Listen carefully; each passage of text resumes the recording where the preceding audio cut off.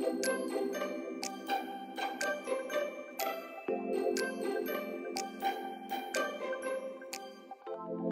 mga kaenggi, Kuya Mike. Alright.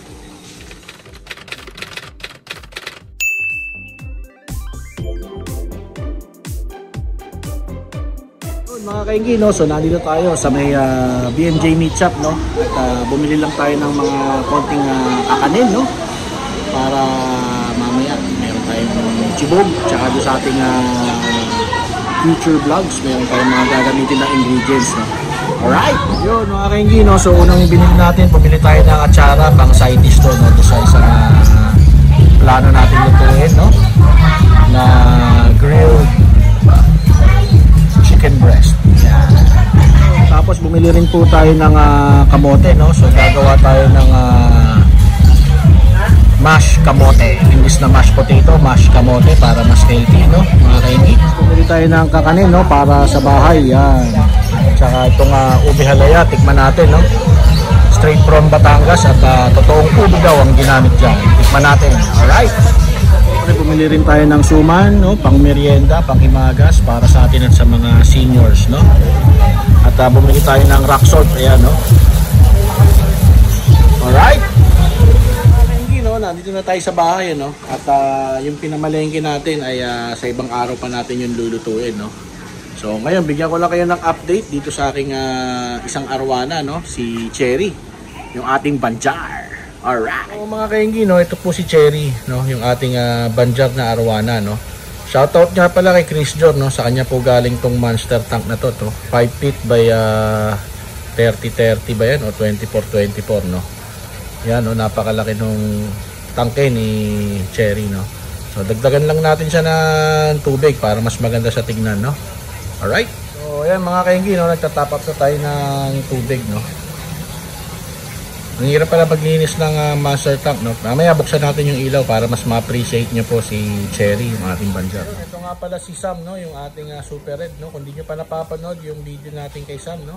Panoorin nyo muna, no? Pagkatapos na itong video kay Cherry.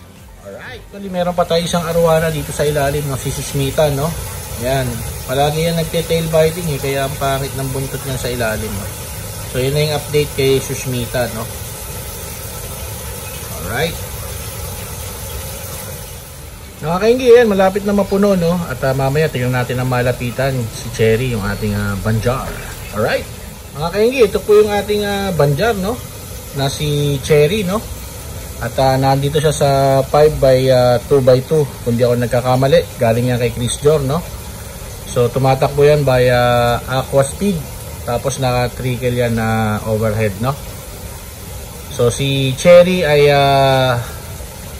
magpo 4 years na to sa akin, no? 2020, 21, 22, 23. Tama, no? Yan. So si Cherry ay Shandon Farm po yan, ano? Na banjar, 1.5 grade red arwana, no? Pero dalawang variant yan, no? Yung namumula yung tail at ito katulad nito na dilaw yung tail, no? Pero pagka sabi nila pag banjar dapat ito yung mas maganda, no? Kaysa yung red, no? Yan, no? Dilaw na dilaw, no? Alright. Ang ilaw pala natin Cosmic, no? Yan, napakatibay ng Cosmic. 3 years na sa akin yan, yung Cosmic na yan, no? Yun.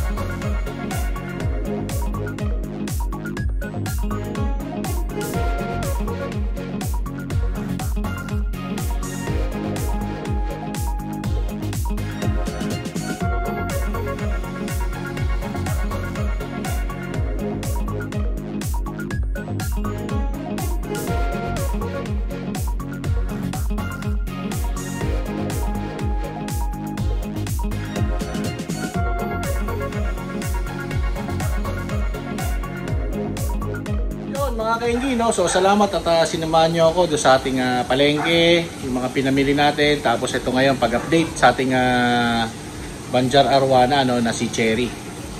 Alright! Kung nagustuhan nyo itong video na to at kung hindi nyo pa napanood yung update ko kay Sam, no, panoorin nyo. And if you find this entertaining, please consider subscribing, no, mga kainggi, no. Share nyo na rin itong video na to para mas dumami pa tayo dito sa ating community. Alright, Vlogmas Day 23 na. Ilang araw na lang po, Pasko. Maligayang Pasko sa inyong lahat. Salamat sa inyong mga suporta at pag-iigihin pa natin ang ating pag-upload, no? At bumabalik na si Kuya Mike ulit sa pag-upload ng pagluluto, no? Alright. So mga kainggi, alam na this. Bye-bye. Alright.